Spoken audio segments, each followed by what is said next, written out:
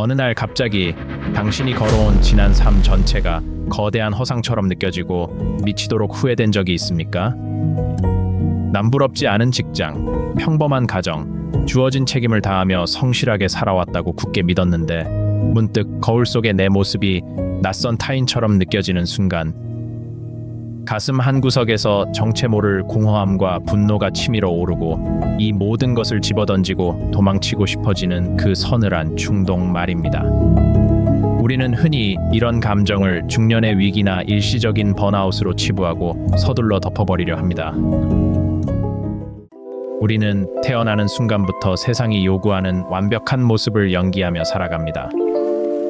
착한 자식, 헌신적인 부모, 유능한 직장인이라는 무대 위의 배역을 완벽하게 소화하기 위해 우리는 진짜 내 모습 중 일부를 가차없이 잘라내어 어둠 속으로 던져버리죠.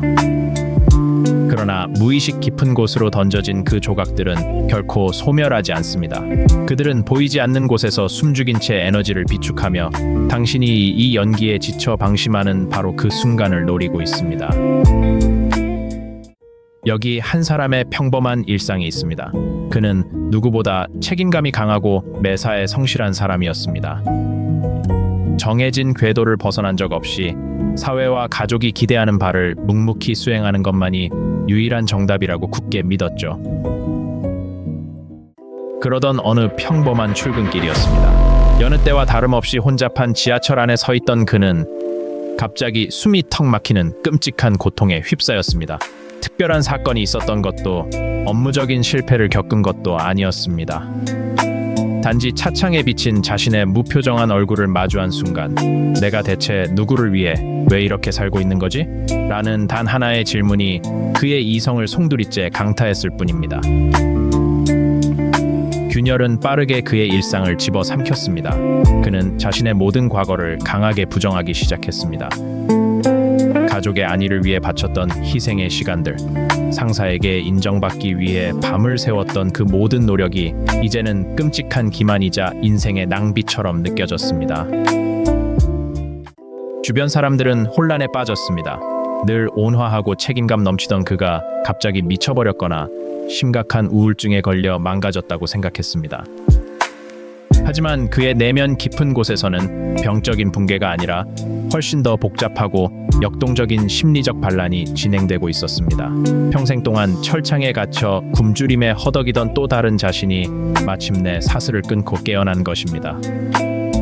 이 존재는 그에게 지금까지의 삶이 가짜였다고 소리치며 잃어버린 자신의 몫을 당장 내놓으라고 난폭하게 시위하고 있었습니다. 대부분의 사람들은 이런 파괴적인 감정이 찾아오면 두려움에 떱니다. 그리고는 이를 단순한 권태기나 갱년기의 증상으로 깎아내리며 어떻게든 회피하려 하죠. 새로운 취미를 만들거나 더 강박적으로 일에 매달리고 심지어는 무의미한 일탈이나 쾌락을 통해 내면의 목소리를 다시 덮어버리려 안간힘을 씁니다. 하지만 억압은 해결책이 될 수 없습니다. 무의식은 짓누를수록 더 큰 압력을 만들어내며 결국 통제할 수 없는 더 파괴적인 방식으로 우리의 일상을 완전히 장악하게 됩니다. 그렇다면 대체 이 끔찍한 목소리의 정체는 무엇일까요? 이 미스터리를 풀기 위해 우리는 스위스의 정신의학자 카를 융의 분석 심리학으로 들어가야 합니다. 융은 인간의 마음이 우리가 인지하는 좁은 의식과 끝을 알 수 없는 깊은 무의식으로 이루어져 있다고 설명했습니다.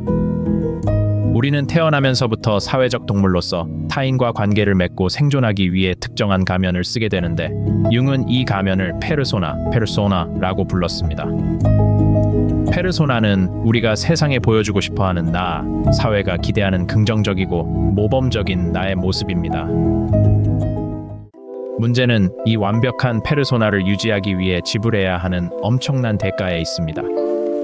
빛이 강할수록 그림자가 짙어지듯 우리가 완벽하고 도덕적인 페르소나를 연기할수록 그 기준에 부합하지 않는 우리의 다른 부분들은 억압될 수밖에 없습니다. 이기적인 욕심, 자유를 향한 갈망, 사회적으로 용인되지 않는 분노나 공격성, 심지어는 유치한 충동이나 창조적인 열정까지. 우리는 사회적 생존을 위해 이 모든 것들을 스스로 잘라내어 무의식이라는 깊고 어두운 지하실로 던져버립니다. 그림자는 우리가 부정한다고 해서 결코 사라지는 존재가 아닙니다. 오히려 지하실에 갇힌 채로 우리의 억압이라는 먹이를 먹으며 점점 더 크고 강력하게 성장합니다. 그리고 마침내 임계점에 도달하는 순간이 옵니다.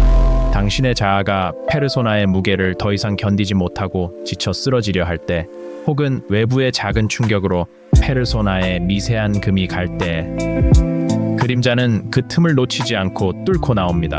당신이 지난 삶을 미치도록 후회하고 모든 인간관계를 단절하고 싶고 심지어 자신이 쌓아온 모든 것을 파괴하고 싶어지는 그 섬뜩한 충동의 정체. 이 폭발은 곧 당신이 살지 않은 삶, The Unlived Life의 역습을 의미합니다. 당신이 선택하지 않았던 길, 억눌러왔던 본능, 외면했던 감정들이 나도 당신 삶의 일부다라고 선전포고를 하는 셈이죠. 카를 융은 이러한 인간 무의식의 역학에 대해 매우 서늘한 경고를 남겼습니다. 무의식을 의식화하지 않으면 무의식이 우리 삶의 방향을 결정하게 되고 우리는 그것을 운명이라 부르게 된다. 여기서 우리는 가장 충격적인 진실과 마주하게 됩니다. 우리는 대개 이런 극도의 후회와 허무함이 찾아오면 자신의 인생이 돌이킬 수 없이 실패했고 이제 모든 것이 끝났다고 절망합니다. 그림자가 일으킨 이 혼란을 내 삶을 위협하는 끔찍한 적으로 간주하고 어떻게든 약이나 심리적 방어 기제를 통해 이를 제거하려 고군분투하죠. 하지만 융의 관점에서는 전혀 다릅니다. 당신을 덮친 이 끔찍한 후회와 자괴감은 사실 당신을 파괴하려는 악마의 저주가 아닙니다. 우리의 자아는 너무나 완고하고 겁이 많아서 부드러운 속삭임으로는 결코 기존의 안전한 페르소나를 포기하려 하지 않습니다. 그래서 무의식은 가장 고통스럽고 폭력적인 방식을 선택할 수밖에 없는 것입니다. 당신이 지금까지 믿어왔던 삶의 의미를 산산조각 내고 가장 자랑스러워했던 성취들을 잿더미로 만들어버림으로써 억지로라도 당신의 시선을 내면의 어둠 속으로 돌리게 만드는 것이죠. 그림자는 그 자체로 절대적인 악이 아닙니다. 단지 자아로부터 버림받고 소외되어 분노로 일그러져 있을 뿐입니다. 융은 그림자 속에 우리의 진정한 생명력, 창조성, 그리고 잃어버린 잠재력이 숨겨져 있다고 보았습니다. 반대로 만약 우리가 끝까지 이 그림자의 요구를 외면하고 다시 낡은 페르소나 뒤로 비겁하게 숨어버린다면 어떤 일이 벌어질까요? 그림자의 에너지는 내면에서 완전히 부패하여 끔찍한 독으로 변하게 됩니다. 이 독은 우리가 의식하지 못하는 사이 타인에게 투사되어 애먼 사람들을 향한 맹렬한 증오와 공격성으로 발현됩니다. 그렇다면 우리는 어떻게 이 살지 않은 삶의 끔찍한 역습으로부터 나를 지키고 무의식과 화해할 수 있을까요? 그 첫 번째 단계는 지금 당신을 괴롭히는 그 강렬한 후회와 분노의 감정을 도덕적으로 심판하거나 억누르지 말고 있는 그대로 인정하는 것입니다. 나는 이런 나쁜 감정을 느껴서는 안 돼라는 강박이 바로 페르소나의 목소리입니다. 대신아, 내 안에 억압된 부분이 마침내 목소리를 내기 시작했구나라고 객관적으로 관찰하십시오.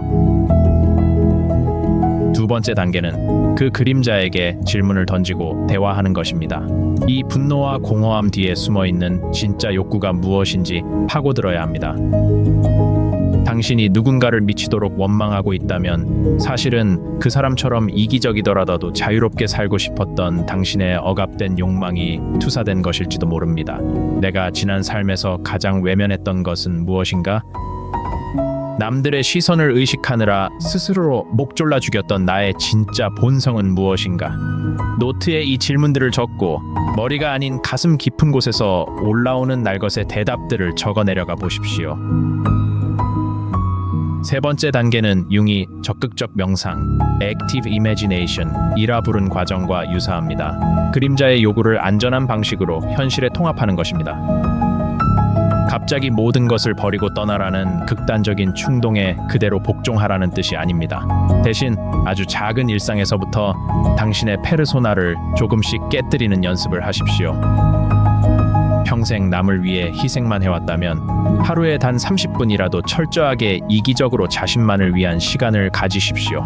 완벽주의에 갇혀 있었다면 의도적으로 타인에게 작은 결점을 노출하고 실수를 허용해 보십시오. 이는 방어축으로서 매우 중요합니다. 당신의 결점과 이기적인 본성조차 당신의 일부로 껴안을 때 당신의 내면은 비로소 단단해집니다. 내 안의 어둠을 똑바로 마주할 용기가 있는 사람은 타인의 얄팍한 조종과 지배에 넘어가지 않습니다. 우리는 지금까지 칼을 융의 분석 심리학을 통해 살지 않은 삶이 그림자가 되어 어떻게 우리를 역습하는지, 그리고 그 미치도록 후회되는 고통의 순간이 사실은 진정한 자아를 찾기 위한 무의식의 강력한 초대장이라는 사실을 살펴보았습니다. 살아오면서 억눌러둔 당신의 수많은 가능성들은 여전히 무의식의 심연에서 당신이 문을 열어주기만을 간절히 기다리고 있습니다. 고통스럽더라도 그 문을 열고 어둠 속으로 걸어 들어가 당신의 그림자와 마주할 때 당신은 비로소 타인의 시선과 사회의 잣대에서 벗어나 온전한 당신만의 삶을 살아갈 수 있을 것입니다. 갑자기 지난 삶이 무의미하게 느껴지거나 통제할 수 없는 억울함에 휩싸일 때 당신은 그 감정을 어떻게 다루고 계신가요? 혹시 여전히 낡은 가면 뒤로 숨기 바쁘신가요? 아니면 용기 내어 내면의 어둠과 대화를 시도하고 계신가요? 당신의 억압된 목소리, 당신이 아직 살지 않은 삶의 조각들에 대해 깊이 성찰해 보시길 바랍니다. 댓글로 당신의 생각과 경험을 자유롭게 공유해 주세요. 여러분의 솔직한 이야기가 또 다른 누군가에게는 어둠 속을 헤쳐나갈 작은 등불이 될 수 있습니다. 본 영상은 교육 및 오락 목적의 심리 해설이며 전문적인 의학적 진단이나 정신과적 치료, 상담을 대신할 수 없습니다. 정신건강과 관련된 구체적인 증상이나 심각한 고민은 반드시 공인된 전문의 또는 전문가의 상담을 받으시길 강력히 권고합니다.